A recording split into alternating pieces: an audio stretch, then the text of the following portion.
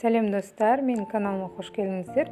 Бүгін сіздермен осындай түрік пахлавасының рецептісімен бөлісетін боламын. Дәмі енді өте керемет болып шығады, жұмсақ, қытырлақ болып. Міндетті түрде жасап көруге кеңес беремін. Видеоны соңына дейін қараңыздар.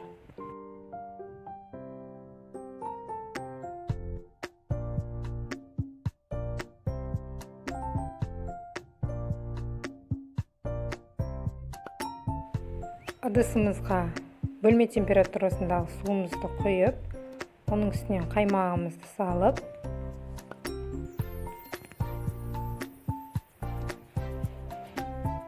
үстінен бір жұмыртқамызды саламыз.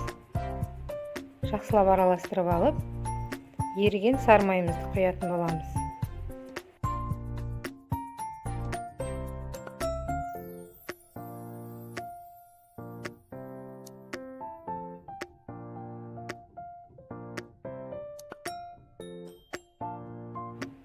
Енді осының үстінен бір чайный ложка уксус құйдым.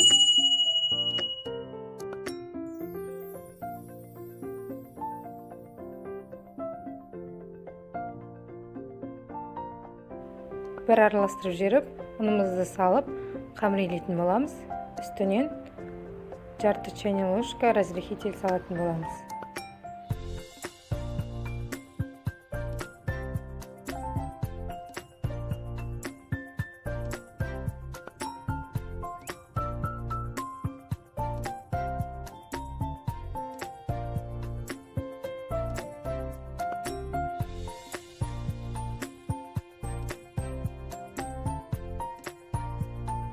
Міне біздің қамырымызды елеп болдық. Енді жарты сағатқа осылай пакет жауып қойып қоямыз. Біздің қамырымыз тынды. Енді дәл осыны 8 бөлікке бөлеміз, теңдей етіп.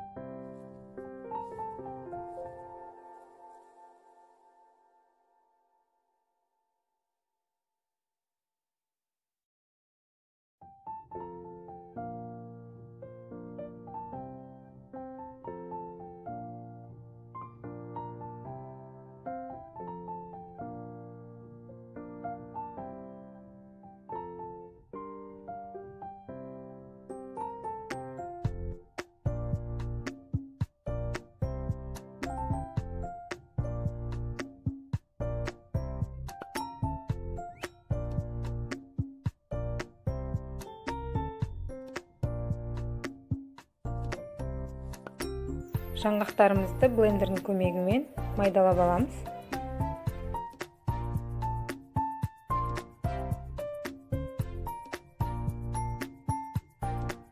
Міне бізде осындай майда болады, қатты майдалап жібермейміз.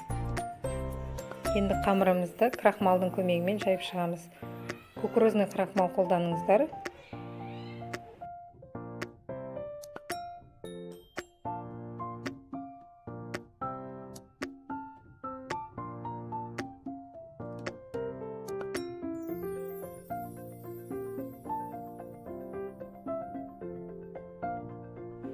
Бұл қамырға мүлдем ұн қолдануға болмайды.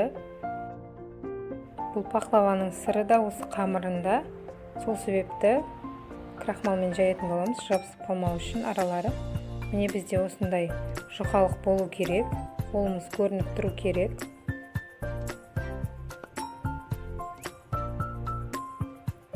Енді қамырымыздың үстінен жаңғақтарымызды сеуіп шығамыз.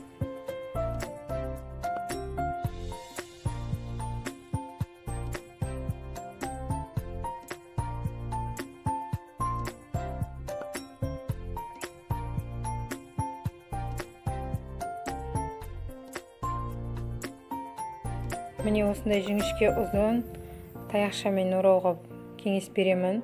Оқтау мүлдем болмайды, өйткені дәу болып кетеді біздің пахлавамыз. Немесе ұзын жіңішке шыбық қолдансаңыздар да болады. Жақсылап сүртіп жуып алып, дәл видеодағыдай етіп ортасынан кесеміз.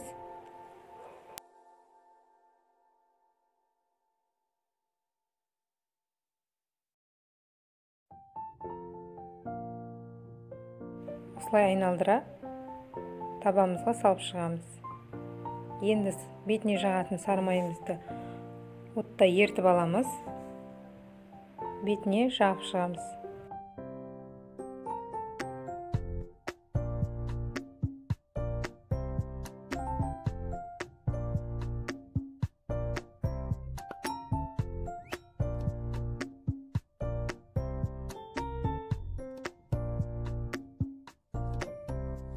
Міне барлығын жағып алдық, қалған бөлігін құйып жібереміз осылай.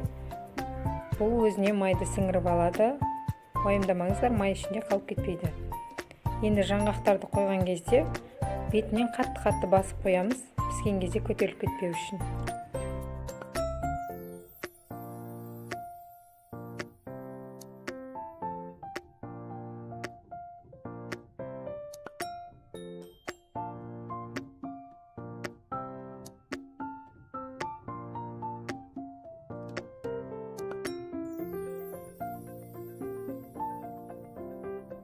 Жаңғақтарымызды қойып болдық. Енді осыны қызып тұрған печкамызда пісіріп аламыз.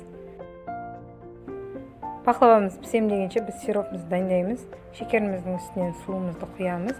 Және де жарты шай қасық лимон кислотасын қолдандым. Егер сіздерде лимон кислотасы болмаса, свежий лимон қолдануға болады. Соның бір тілімін кесіп, бірге қайнататын боласыздар. Сиропымызды жарты сағат қайнатамыз. Міне біздің пақлаваларымыз пісті. Енді осының үстінен жаңағы біздің қайнап тұрған сироптарымызды құйып шығамыз. Сироп көпті кетпейді, сол себепті барлығын құя беріңіздер. Өйткені пақлавамыз өзіне сіңіріп алады. Сиропымызды құйып болғаннан кейін холодильникке бір түнге жібереміз.